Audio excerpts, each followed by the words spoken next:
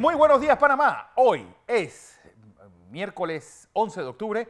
Usted nos ve por Next, Canal 21, nos escucha por KW Continente. Bueno, un día en el que el gobierno anuncia que mantendrá el subsidio al combustible de 91 y el diésel, que es el que está en aumento, por cierto, que la gasolina está bajando de precio, hasta el 14 de noviembre.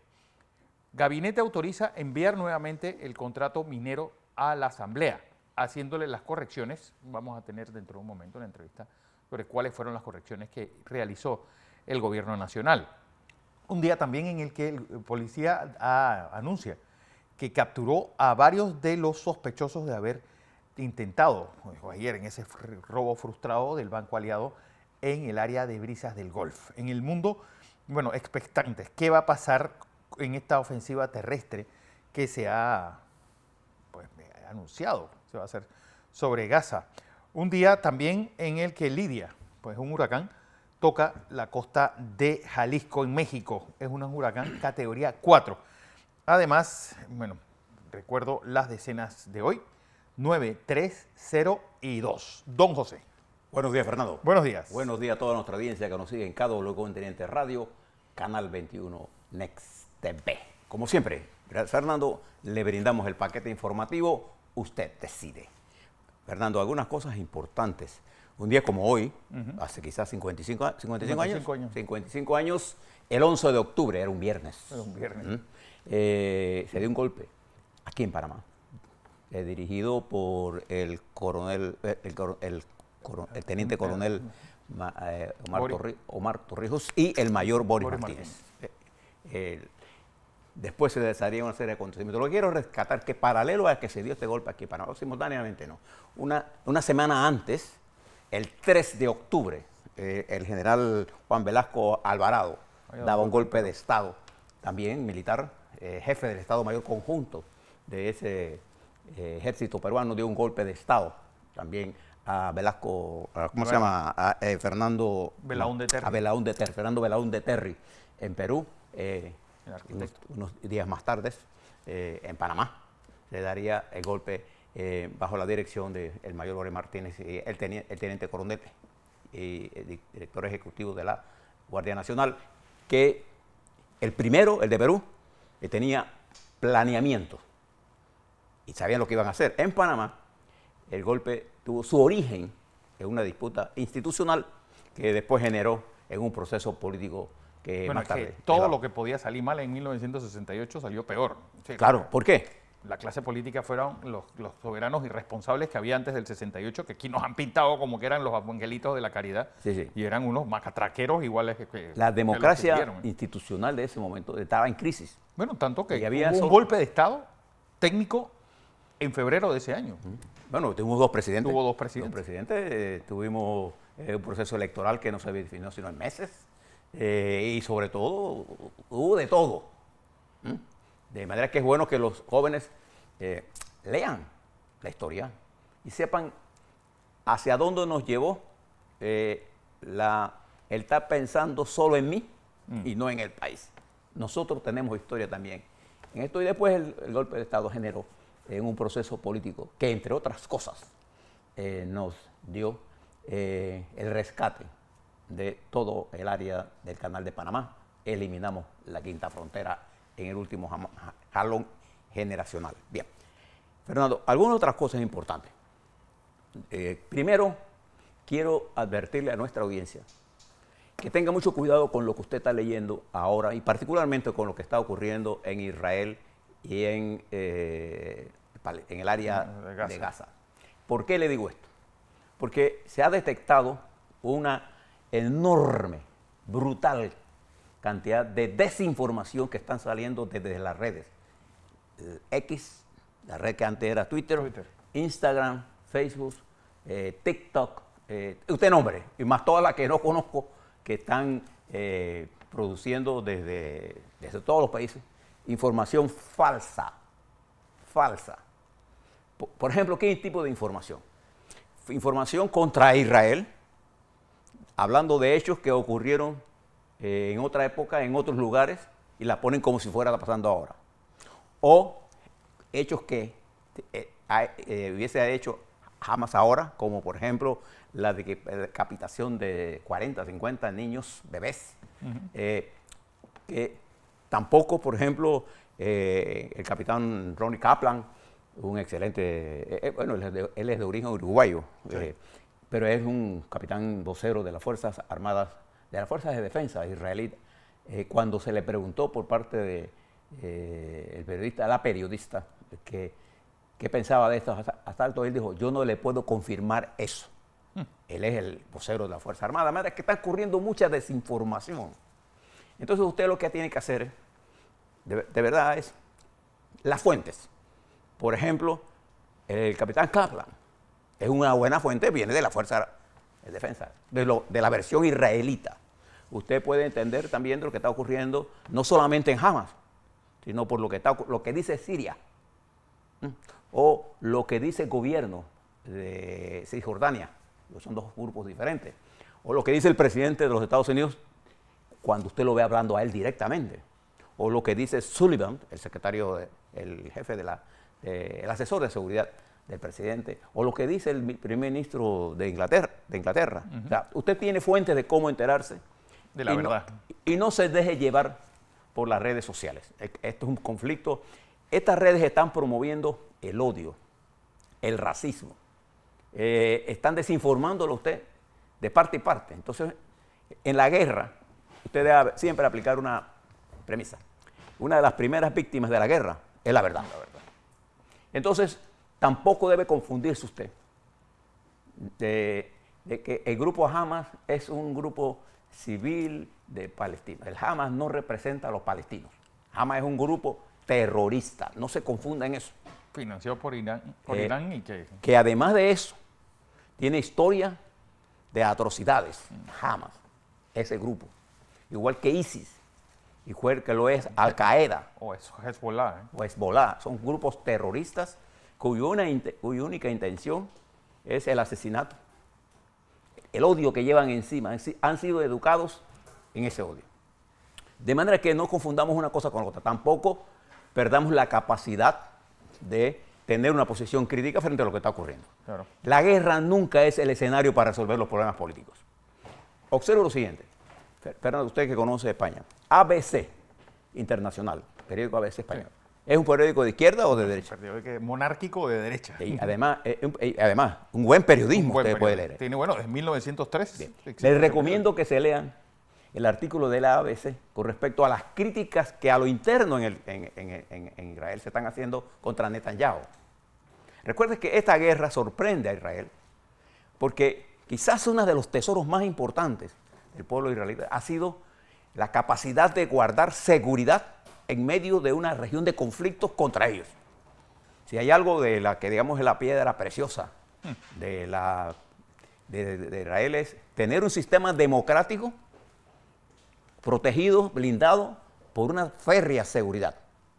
Entonces ahora los ataques están internamente contra Netanyahu. Sí. ¿Por qué? Primero, porque recuerda que esta guerra sorprende a Israel en medio de una división interna por las reformas judiciales que Netanyahu estaba impulsando. Y puso un gobierno de ultraderecha y le están recordando los periodistas israelitas a Netanyahu que él fue el que impulsó la teoría de que a Hamas había que hacerlo correr para destruir cualquier posibilidad del Estado palestino. Estas son críticas internas y que en Israel se vienen discutiendo desde hace tiempo. Por eso Israel es un Estado democrático. Eso no lo puede hacer Rusia, no. Ni lo puede hacer China, ni en Cuba, ni en Venezuela. Pero esas críticas son internas, vienen de hace tiempo y se dan en los estados democráticos. No se dan en los estados totalitarios. En los estados totalitarios, ¿qué vemos nosotros? A un Maduro ayer, que le comentaba a Fernando, diciendo él lo siguiente, y ahora no les voy a decir que yo lo leí, yo lo escuché a él decir esto en televisión, que la migración es ilegal y los coyotes para impulsar esa migración lo encabezaba Juan Guaidó y la oposición venezolana. Mencionó a 4. vaya este descaro a decir eso. Y que solamente eran 2 millones los que habían migrado de Venezuela. Bueno, señor presidente Maduro, solo en Colombia hay más de 2 millones de... Sí, solo en Colombia. Solo en Colombia. Entonces, decir esas cosas, que cuando usted oye a él, usted ¿qué sientes cuando oye unas cosas como esta? Y que él acusa de coyote a la oposición. O, por ejemplo, cuando usted escucha al presidente de Guatemala ayer, Yamatei. Yamatei, ¿cómo es el primer nombre de él? Alejandro. Alejandro Yamatei. Decir que él llama al retiro de todas las protestas porque pone en peligro la seguridad, y el señor presidente de Guatemala no se entera de las atrocidades que está cometiendo la fiscalía contra un proceso electoral que ya definió quién era el presidente. Él no habló de eso. Y Guatemala sigue sumida en el 10º día de hoy de protestas y de cierre de calles. Y pidiendo ¿qué cosa? La salida de la Procuradora General de la Nación, del fiscal Cucurruchi, no sé cómo se llame, y del juez que se ha prestado a todas estas maniobras antidemocráticas. O, por ejemplo, cuando usted escucha al presidente de los Estados Unidos, Biden, decirnos cosas como esta. En los ataques que se dieron en el sábado y se siguen dando, estamos en el 5º día de esos ataques, más de 14 norteamericanos, o sea, la cifra que él usó, han muerto por esos ataques en Israel. Y hay más de 20 norteamericanos que se encuentran desaparecidos. Esas son cifras que da el presidente. Pero además de eso, él señala que los Estados Unidos respaldará, sin ambajes, sin ninguna restricción, a las necesidades cualesquiera que ellas sean militares de Israel. Y de hecho, aviones norteamericanos... Bueno, un segundo portaaviones. Ya aviones norteamericanos aterrizaron en Tel Aviv para el suministro de armamentos y de reposición del anillo de seguridad aéreo de Israel. Estas son decisiones, cosas que anunció el presidente. Y Sullivan, después que él habló, dio una infinidad de datos. Lo que sabemos hasta ahora es que este asalto a Israel por parte de Hamas sorprendió a la inteligencia israelita. Y es extraño, y quizás una de las críticas más duras que tiene Israel. ¿Cómo es posible que nos pasó esto? Una crítica legítima. Pero además el número de muertos israelitas sobrepasa los 1000 ya. Sí, 1200. De acuerdo a BBC, a la cadena inglesa, más de 1200 personas. Y el ataque a Hamas en el área de la franja ha producido cerca de 1000 palestinos muertos y la destrucción de estructuras que pertenecen a Hamas. Esta guerra no se va a acabar ahora. Esta guerra tiene algunas ramificaciones, Fernando, que debemos saber leer. Todo esto, independientemente que haya sido o no el planeamiento de Hamas o los errores estratégicos del señor Netanyahu, independientemente de eso, produce un enfriamiento del avance importante que la diplomacia israelita había hecho con los países árabes, que era un avance en el sentido correcto de buscar el apoyo de los pueblos árabes para buscar una solución negociada del conflicto con los palestinos. ¿Por qué digo esto? Porque la mayoría del pueblo, árabe o musulmán, que son dos cosas diferentes, respaldan las aspiraciones de los palestinos a tener un Estado. Y eso se ve afectado por esto, porque esa gente se está protestando y pidiéndole posiciones duras a quizás, por ejemplo, países como ¿qué? Arabia Saudita, que es un país importante, radicaliza, por ejemplo, la posición de ¿quién? De Siria. Usted nada más tiene que ver las manifestaciones en Siria contra Israel y tiene que ver el odio que esas manifestaciones lanzan, o lo que dice, por ejemplo, Qatar. Es muy pro-palestino. O lo que hace Irán, que como siempre se lava las manos, pero todos saben el nivel de influencia que tiene Irán en el suministro de armas. Todo, imagínense dónde salieron esos 5.000 cohetes que se han lanzado por parte de Hamas. ¿Dónde? ¿Quién los produjo? ¿Quién los ayudó a tener esa logística? ¿Cómo Israel no se pudo dar cuenta de que eso estaba montándose? Todas esas son preguntas que tenemos derecho a hacernos y se está haciendo el pueblo israelita. Pero no tome esto ahora, que bueno, ahora es el momento de la crítica de Israel. No, este es el momento de defender la democracia israelita. Porque todas las democracias, todas, son más abiertas que los regímenes dictatoriales, sin duda alguna. Y entonces esa apertura nos hace frágiles y nos sorprenden cuando nosotros no estamos precavidos para lo que está ocurriendo. Y fíjense la lección política, no militar nada más, de Israel. En la vida te da sorpresas. Pero lo importante de esto es sacar las lecciones que tenemos ahí. Y usted observe quiénes son los que están empujando ahora la guerra contra Israel. Los países totalitarios, en su mayoría.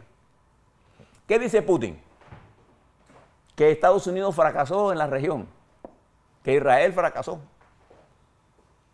Porque a Putin le sirve esto que está pasando, porque él está haciendo no lo mismo, porque estas son cosas diferentes.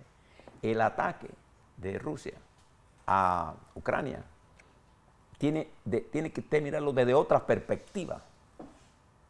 Este es un ataque que no tenía ninguna razón de ser.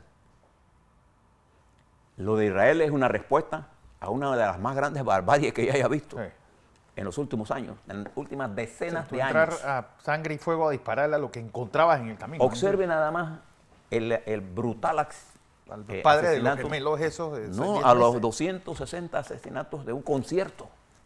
Es que tener mucha maldad en el cuerpo, en la mente, para disparar a ultranzas contra una gente inocente que era bailando. Sí. Bailando por la paz. Y murieron por la guerra. Entonces esto ha producido una situación muy tirante, muy tensa. Y no se canse de brindarle solidaridad al pueblo de Israel. Israel con nosotros los panameños. Yo recuerdo, y un día como hoy, es importante recordarlo, Golda Meir fue un importante apoyo a la lucha nuestra sobre el canal de Panamá. Nosotros volamos una vez de Israel a Libia. Wow. ¿Cómo? Porque autorizado con ella. ¿Así? Nosotros tenemos con Israel una deuda histórica. Bueno, Israel también lo tiene con Panamá. Claro. El voto de don Eduardo Morgan fue decisivo para la creación del Estado de Israel. Nosotros, también con ellos y ellos con nosotros. Aquí vive una comunidad israelita a la que nosotros apreciamos. Entonces no nos confundamos con los conflictos normales que se producen en la democracia. No nos confundamos, y aquí le habíamos narrado nosotros todo el conflicto de las reformas judiciales. Y ahora que Netanyahu está llamando a un gobierno de unidad, surgen generales israelitas diciendo, alto, no puede haber unidad si no hay consenso de hacia dónde vamos. Todo esto, al final del día, fortalecerá los sistemas democráticos. Al terrorismo hay que derrotarlo. Una vez que derrotemos al terrorismo, nosotros encontramos el camino de la democracia. No podemos encontrar la democracia, Fernando, mientras el terrorismo hace salvajidades como esta. No se engañen en eso. Ahora, eso no le impide a usted tener una mentalidad crítica frente a los amigos. Porque eso es lo que da la independencia, eso es lo que da la democracia. La belleza de la democracia está en la capacidad de poder disentir, sin volvernos terroristas. Por ejemplo. Pero es que también aquí hay algo que hay que tomar en cuenta, la pusilanimidad del mundo. Es decir, toda la década del 70, aquí la prensa, sobre todo occidental, estuvo aplaudiendo a las Brigadas Rojas, a movimientos terroristas que decían, no, eran luchadores por la democracia, y idealizaban los movimientos guerrilleros. Aquí en América Latina lo hemos tenido, lo hemos vivido en el diario, es decir, a diario. Ahora hemos descubierto que el terrorismo es malo. Después de 40 años de estar lavándonos el cerebro, creyéndonos que eso es la forma correcta de tú reivindicar tu lucha. Lo que ha aplicado Vladimir Putin contra Ucrania es terrorismo. Es terrorismo. De Estado. Es más, en Rusia, si usted se opone a la guerra, usted va preso. Bueno, la pobre muchacha esa la han condenado a 8 años de cárcel. Entonces, todo esto está ocurriendo en una América nuestra convulsionada. Por ejemplo, para mí es insensato lo que está haciendo el presidente de Colombia. Él no está pensando en los colombianos. Porque una de las cosas que uno admira de Israel, por ejemplo, es su fantástico desarrollo científico-técnico, su desarrollo de las ciencias, su desarrollo en el sector agrícola, su desarrollo como ser humano, cómo esas miles de manifestaciones no hubo muertos. ¿Ya? Y lo que tú has dicho, José, es ser una democracia con esa presión que uno tiene. Es decir, Israel es un país que vive en el filo de la navaja caminando desde hace 75 años. Y lo que a mí me llama la atención es que ahí es donde las democracias se ponen a prueba. Sí, solamente recuerden la frase de Churchill, en medio de la Segunda Guerra Mundial, con el país asediado. Dijo una frase que a mí siempre me llama la atención y que aquí en Panamá parece que la olvidamos, sobre todo con el desastre que fue la justicia en el gobierno pasado. Si a ti te tocan la puerta a las 5 de la mañana, ten la seguridad que va a ser el lechero. Sí, aquí no hubo Guantánamos, aquí no hubo gente que metieron presa por sospecha. Ahí es donde una democracia se pone a prueba y eso es lo que ha hecho Israel desde hace 75 años. Y eso es lo que reclama el pueblo israelita a Netanyahu ahora mismo. Una convivencia Nosotros, pacífica. durante muchos años, décadas, Israel vivió un estado de asedio permanente. Vive, por lo que estamos viendo. Es decir. Y se acostumbró a tener democracia y seguridad. Los últimos meses de Netanyahu llevaron una confrontación interna e incluso los reclutas que hoy se están movilizando para enfrentar al adversario de ellos. En esa época se declaró en huelga y ahora reclaman seguridad y con justeza y tienen cómo reclamarlo aún en el medio del estado de guerra. Bien, mire otras cosas que nos están afectando a nosotros un día como hoy. Argentina, le contaba a Fernando, al llegar aquí de Fernando, yo le decía, el blue dollar, el dólar de la calle, que se usa para las transacciones ilegales, pero se usa, subió a 1.010 ayer. O sea, usted tiene que dar 1.010 pesos argentinos para conseguir un dólar. Estaba el viernes en 789, 80, 800 dólares. 800. O sea, en 3 días ha subido 300 pesos. ¿Usted se imagina nada más cómo varían los precios? Sí. Nada más, usted va a comer tomate hoy y necesita más pesos para comer ese tomate. Pan, lo que sea.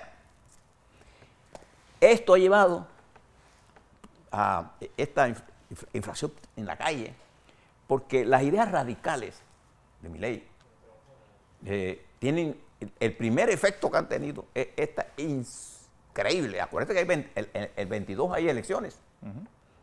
Y ha creado un espacio para Bullrich, que es más moderada, y el peronismo se devuelve en esa situación de extremismo. ¿Tiene posibilidades de subsistencia? Sí. Los escenarios 3 hoy, aún sigue siendo Milei el primero. Y si la Bullrich va de segunda, es probable que a Milei le será más difícil ganar que si él va solo con el peronismo. Entonces, todo eso está ocurriendo. Esta es la primera vuelta. Pero este domingo son una de las elecciones más importantes en América Latina. Lo que va a pasar en Ecuador. Y estamos pendientes de eso y de lo que está pasando en Guatemala. Y fíjense lo que pasó ayer en las Naciones Unidas. Cuba se gana un asiento en el colectivo de los derechos humanos. Derechos humanos. Bueno, Arabia Saudita fue presidente de esa comisión un tiempo. Cuba. Y la República Popular China, que tiene mucho más efecto por su peso económico, también se lo gana. Rusia lo perdió. Bien. Mientras en Perú, de nuestro continente, se está gestando una especie de movimiento final contra el gobierno actual.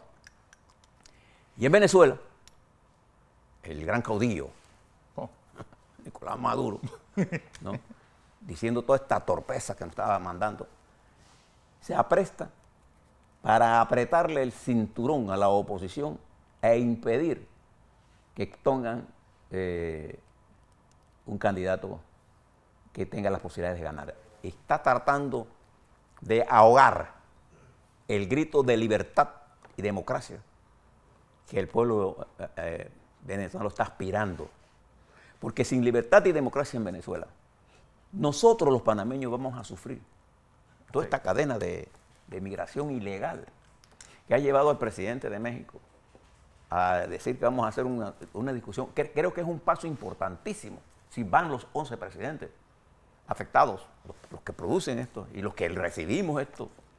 Panamá, el presidente Cortizo expresó su intención de asistir este 22. Esto creo que es en Cuernavaca, ¿no? Cuernavaca. En Cuernavaca la reunión. Y le vamos a dar seguimiento a todas estas cosas que están ocurriendo. Préstele mucha atención a la información que usted lee, por favor. Sea crítico y no esté retuiteando cosas que insisten al odio. Hay que insistir. Las democracias tienen que defenderse del terrorismo. No haga concesiones en eso. Pero las democracias también tienen que respetar los derechos de los demás. Para eso son democracias.